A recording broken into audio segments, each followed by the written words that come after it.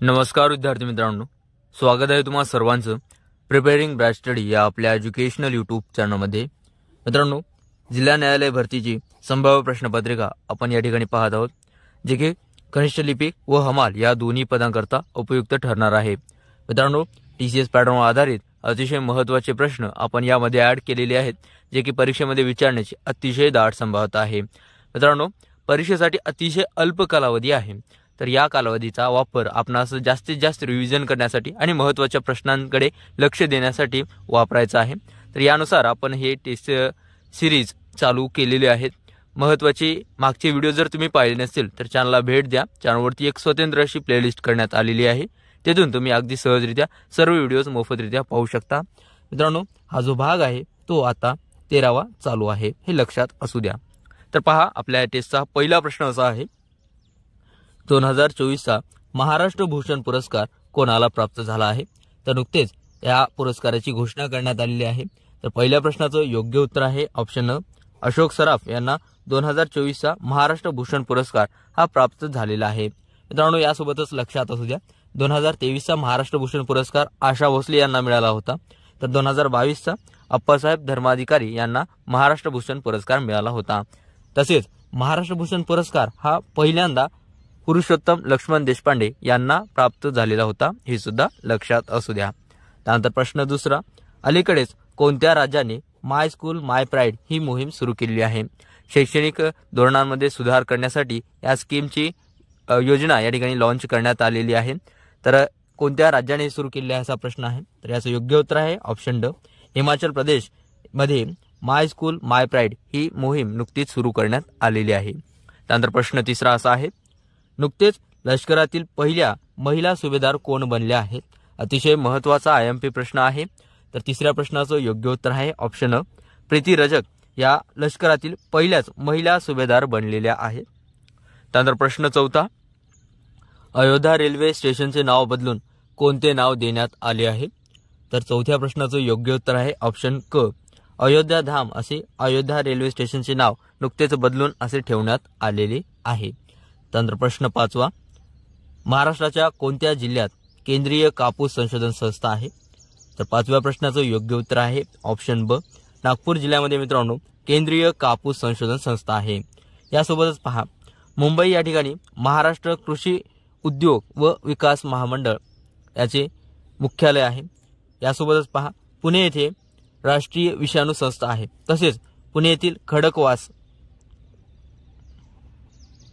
या ठिकाणी national defence academy सुद्धा आहे, हे लक्षात असू द्या। त्यानंतर पुढील प्रश्न पाहूया।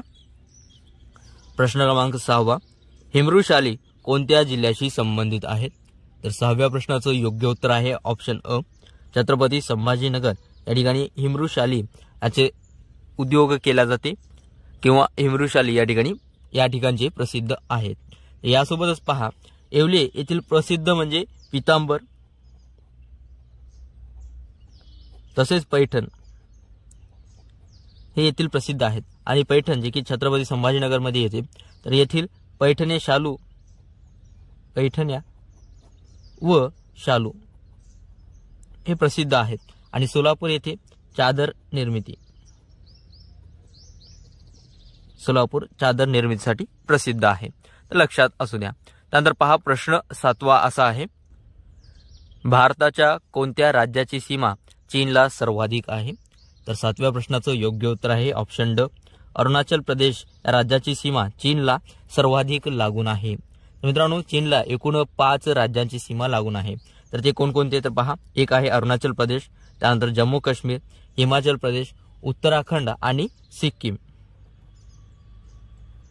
या 5 राज्यांची सीमा ही चीनला लागून आहे, लक्षात असू द्या। त्यानंतर प्रश्न 8वा आपला असा आहे, खालीलपैकी महाराष्ट्रातील कोणत्या जिल्ह्यात मॅग्नीजच्या खाणी सर्वाधिक आहेत?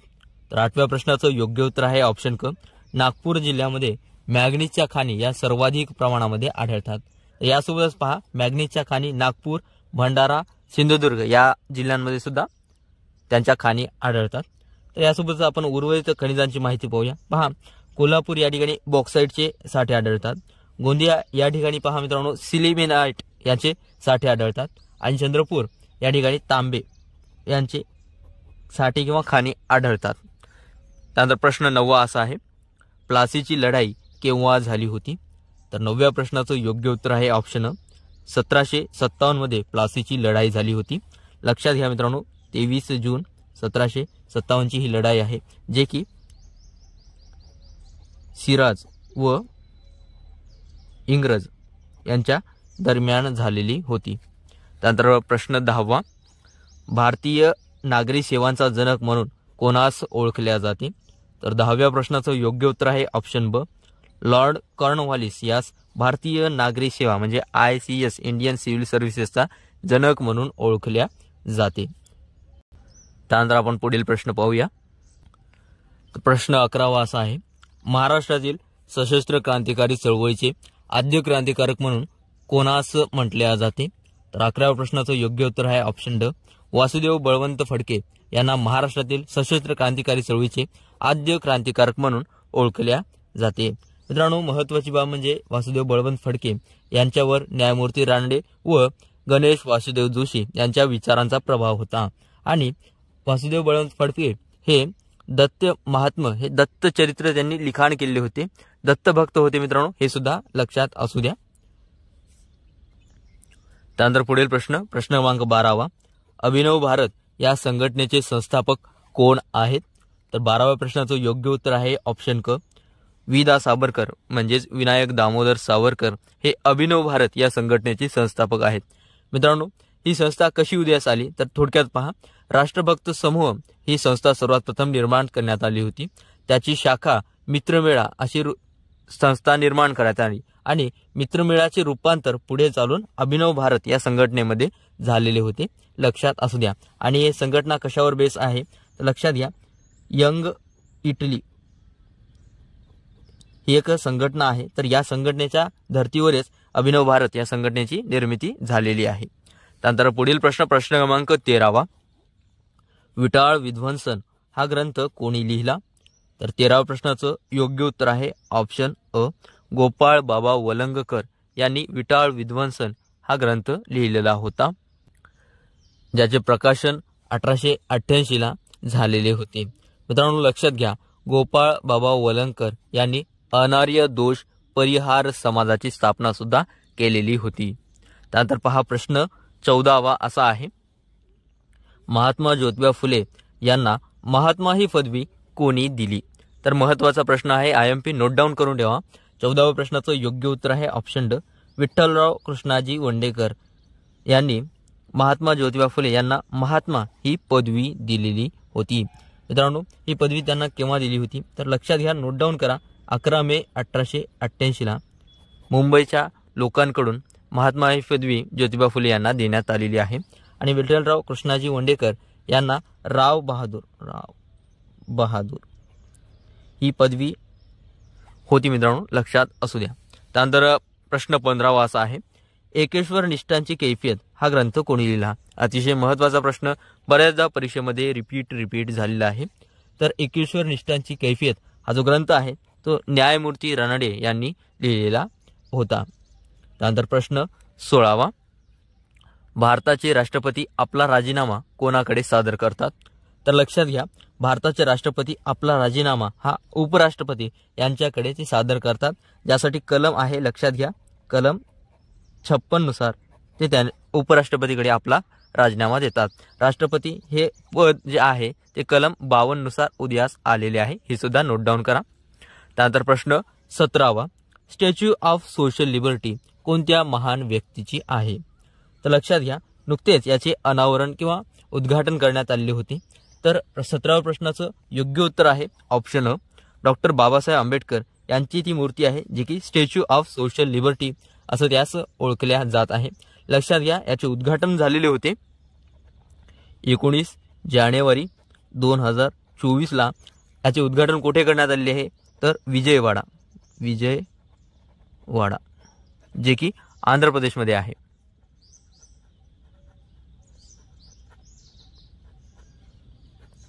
तर लक्षात असू द्या.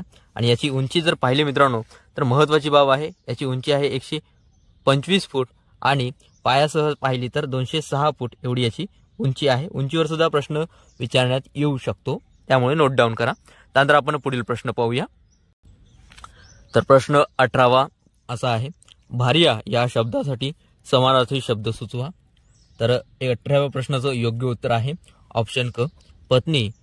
असं भार्या या शब्दासाठी पर्यायी किंवा समानार्थी शब्द आहे. यासोबतच पहा, भार्यासाठी बायको, कांता किंवा अर्धांगिनी असं सुद्धा शब्द वापरण्यात येतात. आणि बहिणीसाठी एक विशेष बाब म्हणजे भगिनी तसेच सहोदरा असं सुद्धा वापरण्यात येते. यावरती बऱ्याच परीक्षांमध्ये 2 वरतीच बहुतांश प्रश्न रिपीट झालेले आहे समानार्थी शब्दांसाठी, त्यामुळे नोट डाऊन करा. त्यानंतर 19वा प्रश्न, बनगरवाडी हे पुस्तकाचे लेखक डॅश डॅश आहेत. तर बनगरवाडी हे पुस्तक जे आहे मित्रांनो ते कोणी लिहिले आहे? तर लक्षात घ्या, बनगरवाडी हे व्यंकटेश माडगुळकर यांनी लिहिलेले आहे. यासोबत पहा, प्रक्रे अत्रे म्हणजेच प्रल्हाद केशव अत्रे यांनी झेंडूची फुले, तू मी नव्हेच, साष्टांग नमस्कार अशी पुस्तके लिहिलेली आहेत. ग.दी. माडगुळकर यांचे गीत रामायण आहे आणि आनंद यादव यांचे झोंबी हे पुस्तक आहे. त्यानंतर पुढील प्रश्न क्रमांक 20वा, तर केशव कुमार हे कोणत्या लेखाचे टोपण नाव आहे असा प्रश्न 20वा आहे. तर लक्षात घ्या, केशव कुमार हे प्रल्हाद केशव अत्रे यांचे टोपण नाव आहे. तर कृष्णाजी केशव दामले यांच्या जे टोपण नाव आहे ते आहे केशव सूत. तर लक्षात घ्या, कन्फ्यूज होऊ शकता. केशव कुमार हे प्रल्हाद केशव अत्रे यांचं टोपण नाव आहे, तर केशव सूत हे कृष्णाजी केशव दामले यांचं टोपण नाव आहे. तर मित्रांनो, हे होते अतिशय महत्त्वाचे टॉप 20 क्वेश्चन जे आपण या व्हिडिओमध्ये पाहिलेले आहेत. हा व्हिडिओ आवडला तर व्हिडिओला लाईक करा, मित्रांसोबत शेअर करा, चॅनलवर नवीन आला असाल तर सबस्क्राईब करा आणि जर PDF हवे असेल तर टेलिग्राम ग्रुप जॉईन व्हा. सर्व स्टडी मटेरियल आणि मोफत सर्व काही स्टडी मटेरियल आपण वेळोवेळी तेथे प्रोव्हाइड करीत आहोत. लिंक व्हिडिओच्या डिस्क्रिप्शन बॉक्समध्ये आहे, नक्की जॉईन व्हा. मित्रांनो, चॅनलला जर सबस्क्राईब केलं नसेल तर नक्की सबस्क्राईब करून ठेवा. भेटूया पुढील इन्फॉर्मेटिव्ह व्हिडिओसोबत. पाहत राहा आपला आवडतं YouTube चॅनल. धन्यवाद.